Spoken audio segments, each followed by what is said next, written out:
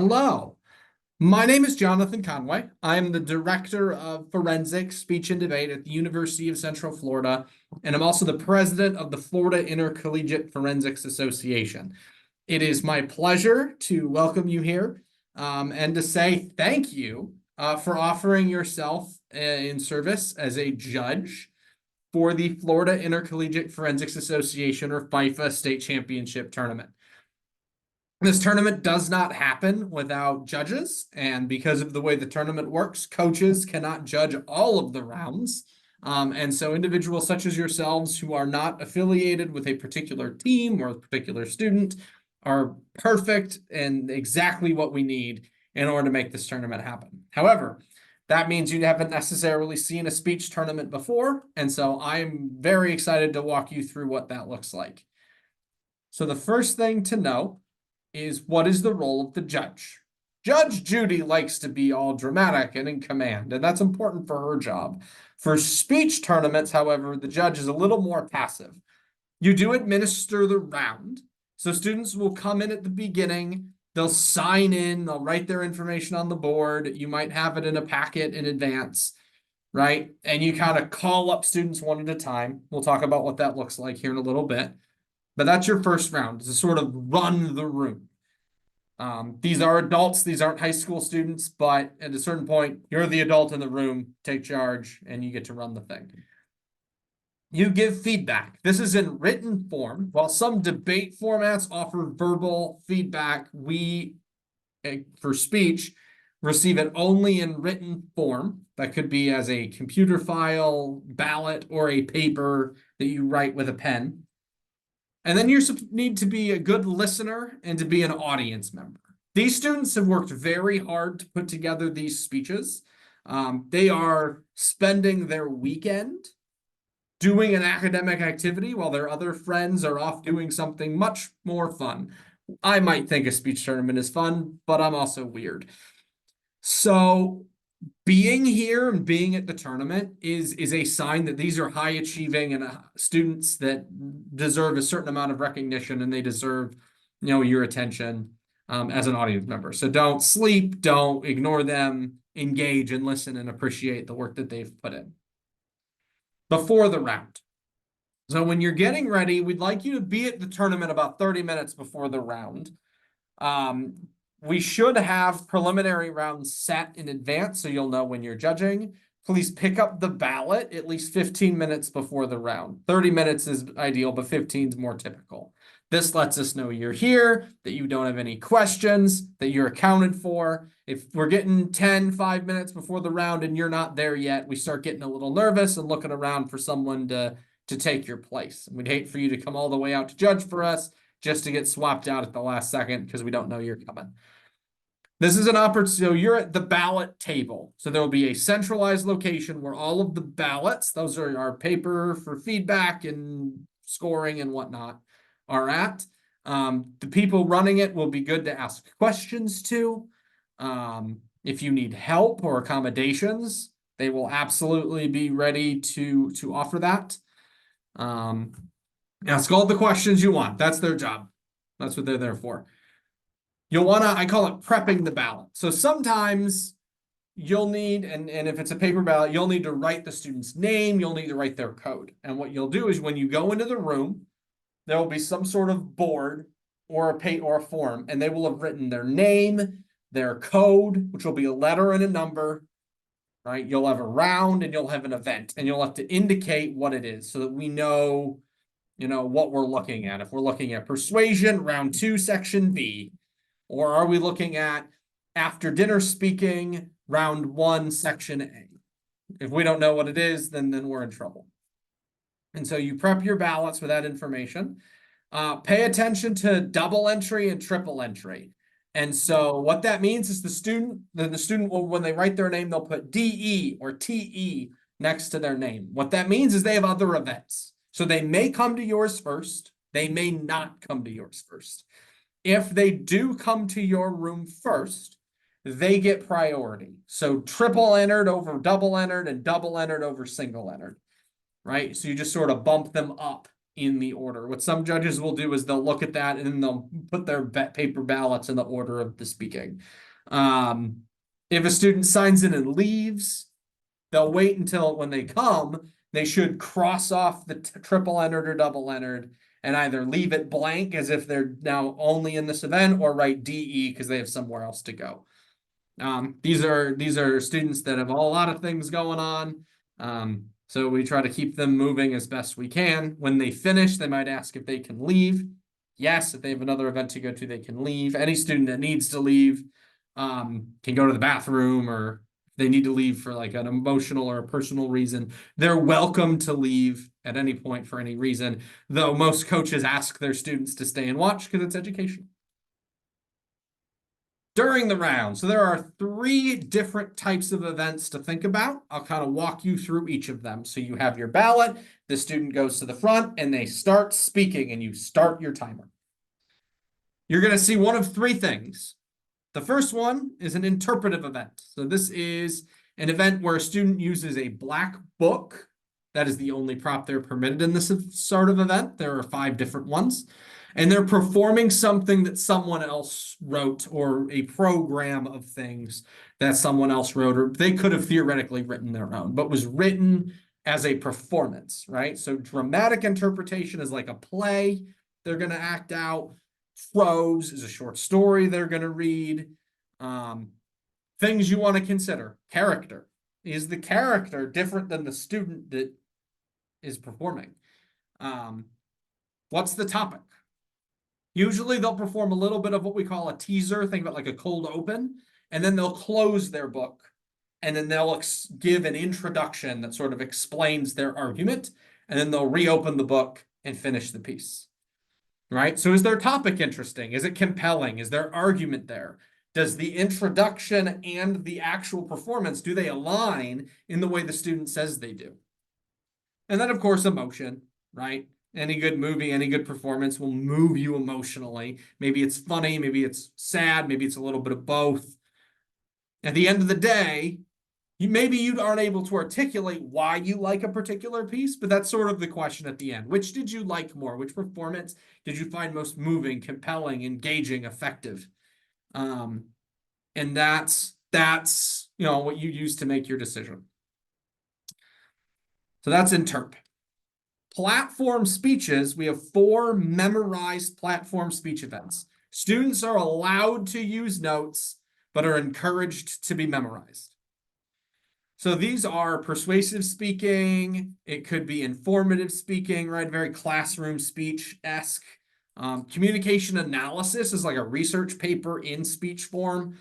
And then after dinner speaking is a funny speech that could be persuasive or informative. They can sort of choose. So you're assessing the topic, you're assessing the writing and the research process. Do they have good evidence? Is it well organized? Is it easy to follow? And then delivery. How well is it performed? If everybody's memorized, who's the most memorized? Did you like that person's gestures? Was this person too quiet? Was that person too loud? How did they interact with the audience? Those are things you want to consider as a judge, right? Similar, right? Like you'll have kind of a gut feeling where it's like, I really liked this one. This one was my favorite. And what you'll find is there's usually 1 to 2, sometimes 3, where it's like, these were clearly the best. And these were clearly not quite as developed, right? Maybe it's these 3 were memorized and these 3 weren't. But this one was exceptional and these 2 were just really, really good. So you can sort of start to group them, and then eventually you'll rank them 1st place, 2nd place, 3rd place, 4th place, 5th place, whatever. But those are some things to consider. Topic, writing, performance. The last style of event, of which there are 2, is called limited preparation. I have a picture of someone on a roller coaster because that's sometimes what it feels like. But it's not as scary as you might think. So there are 2. The first and probably easier to judge is extemporaneous speaking, which students get 30 minutes to prepare a 7-minute speech. And they get the topic from the tournament, they prepare in advance as tournaments, and then they'll come into your room one at a time, staggered in 7-minute intervals, and each give their speech. The other one is impromptu speaking. And so this is one where the students get a quotation. They flip over the quotation. They get 15 seconds to read it. This is important. Students do get 15 seconds to read it. And then the time starts. So you might start your timer, let it run for 15, start, restart, or stop, restart. They then get 7 minutes total.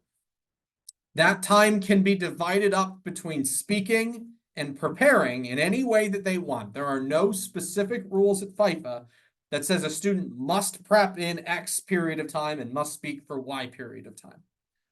Though you'll find that students that prep a little bit faster can do more things. They might have more developed analysis. They might have more developed transitions. They might be able to tell a joke and let the audience laugh as opposed to just ramble through the speech. Most students will prep in 2 minutes or less and speak for at least 5. That is not a rule. That is a norm. But that's sort of a good guideline to think about. In these events, you will be responsible for timing and providing time signals. If that scares you, that's okay. Hopefully, we'll have some extra people floating around that can assist and keep time for you so that you don't have to. Standard time signals are in both of the events, right? You kind of count down 5 minutes left, 4 minutes left, 3, 2, 1. You give the students a 30-second time signal. You give them a 15-second. Some people do this, some people do this. As long as they know that it is, I like half, quarter, and then a last 5-second countdown. It doesn't have to be perfect, as long as you don't expect the student to be perfect if you're not perfect, right? So give grace, and grace shall be received. In impromptu, you add 30-second verbals. So you say, time starts now, 30 seconds use, 1 minute use, 1:30, 2:30, and kind of give them prompts so they know where they're at in terms of time left. And then it's the same 5 minutes down, 30, 15, last 5. You're assessing, do they answer the question and or interpret the quotation prompt thing effectively? So in extemporaneous speaking, they're answering a question. Do they answer the question, or do they not answer the question? Or do you not understand their answer to the question? In impromptu, they're often going to take a quotation from some person, and then they're going to interpret it. Does that interpretation make sense? Do they clearly link how they got to that interpretation? From there, you're going to assess their argument. Do their reasons support their answer, or do their reasons support their interpretation? So if they're saying that the quotation is telling us that we should try to stand out and be unique in order to be successful, do their arguments support this? I always test it as a because statement. Can I say we should be unique and stand out because my main point? Does that flow or does it not flow? Right? So do their arguments support it? Are they good arguments or are they very basic? Right? Like everybody knows that if you work hard, it's good. That's not a very developed argument. Are they able to be more specific? In impromptu, they're going to have examples that support these arguments. Are they interesting examples? Are they unique? Are they engaging? For extemp, you might wonder, do they have good evidence? Do they cite interesting sources? Do they teach you something you didn't already know? Right? Do their arguments work, and do they do it in an interesting way? Right? And then I mentioned evidence, and you can also look at delivery and presentation style.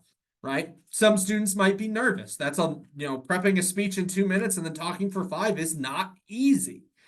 And so are they nervous? Are they composed? Right?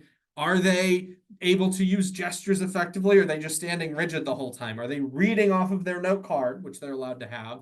Or are they just sort of glancing at it for reference and then continuing? So those are, again, some things you can think about in terms of limited prep. So I wanted to kind of give a quick rundown of those 3 so you have a sense of what you're looking at. Once the round is complete, you want to provide in writing feedback and reasons for decision. Theoretically, you'll be writing your feedback while they're speaking. I liked how you did this. I wish you would have done that differently. But at the end, I like to provide a specific reason, right? Even if it's just Work on delivery. Work on gestures. Topic wasn't as strong as others, right? Just a quick one-liner that tells the student this is the reason for why you decided what you did. It's really important that you have something, right?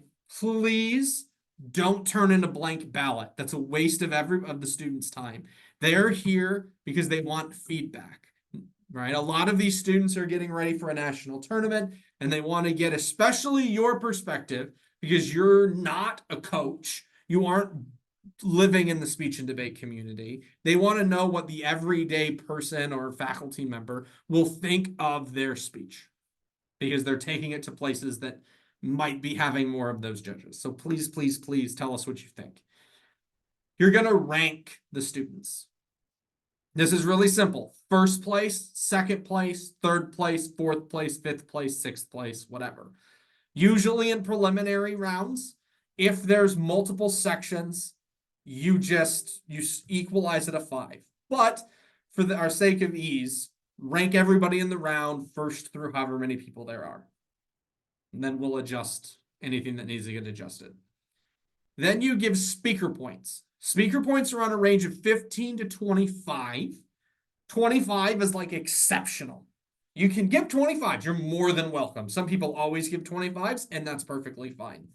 But more traditional is like 24 is your first place.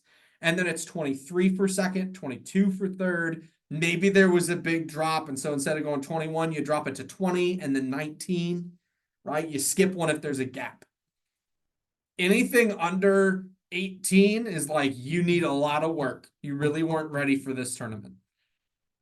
So try to avoid super duper low ranks. Keep that first place in the mid to high 20, in like the mid 20s, 23, 24 really is the lowest you should go for first place is 23. And then just go down one speaker point per person from there. If you're not sure, if you're confused, ask people at the ballot table. We can help you. I might be at the ballot table. I might be doing something else managerial, but there will be someone at the ballot table that can kind of answer your questions. You cannot tie speaker points, and your speaker points must be correlated with the rank. So you cannot say first place gets 23 speaker points, second place gets 24 speaker points. They have to be in order. Think of it like a race. First place will always have a better time than second place, and second place will always have a better time than third place. The reason we do speaker points is to compare this second place over here in section A with that second place over there in section B, right? And so that's where it's important to kind of have a similar scale, because if you're like, yeah, okay, that was great, perfect, 120, and then someone over here is getting a 125, and then it just throws off it's not equal. So you have to have it in order: first place, second place, third place, and the speaker points need to correlate. So after you filled out your ballot, you have your ranks and your speaker points, you come back to the ballot table and turn in the ballots. And someone there will look them over, will make sure that they're what they're supposed to be, that they look like they're supposed to look like, that you didn't mix up who was who, that the speaker points and the ranks are in position and are reasonable. And then we're like, cool, you're good to go. Thank you. Maybe you'll have another ballot. Maybe you'll be off into the world to do what it is that you do. That's probably amazing. So that is the gist of speech tournaments. Hopefully that answers some of your questions. It gives you an idea of what you're looking for. There are a lot of people at tournaments that are happy you're here, that are happy to help. So ask around and we'll answer questions. And again, thank you for your time. Like, we really, really appreciate it.